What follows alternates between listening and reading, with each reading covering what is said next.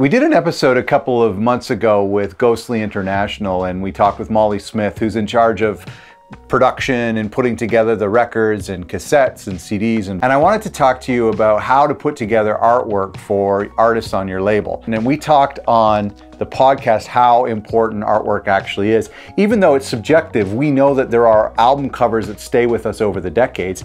You can hire a designer, you can do it internally, you can work with one artist or designer that works on all of your label's releases to allow for some sort of visual consistency. That could be kind of cool. There's a couple things to keep in mind when you're making artwork for an album.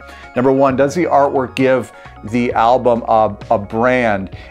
Is there something that you can carry through into Instagram ads, web banners? One thing to keep in mind is the way that people work on Spotify now is not just releasing an album, but releasing a single a few weeks or multiple singles a few weeks leading up to the album. In my opinion, the artwork of the singles should look like offshoots of the main album. So when you're designing album artwork, if you use just a photo, think about how you can use other photos from the same photo shoot to create different artwork for singles or whatnot. In my opinion, I think the artwork should look like the music sounds. I think that if it's ambient electronic music, then there should be some sort of depth and space and digital look to the artwork to match the music. And same thing with folk music and country music, that the artwork should have some sort of organic feel to it. That's my opinion, but I think it's cool when there is some sort of coherence between the music and the art. Another thing to keep in mind is to make sure that the album artwork is always high res right from the very beginning. Sometimes people will use a photo from Instagram or something from the web,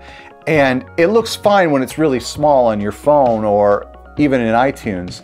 But what happens down the road when you get famous and you decide we want to press this to vinyl and now it needs to be 12 by 12 inches? So the key is when you're making the artwork from the very beginning, plan ahead and think, you know what, there might be a chance we want to make this into a t-shirt or a poster or a 12 by 12 record. The other thing is to make a big deal about the artwork you're releasing. I think it's really cool whenever people will announce the album and show the artwork, or they'll sneak out the artwork. I think making a big deal and making it one of the assets of the album is a really cool thing. Molly Smith at Ghostly International, when we were talking with her on our podcast, she said something that really stuck with me, and it's their goal as a label in creating artwork is for a person to pick up the album and say, wow, this looks interesting.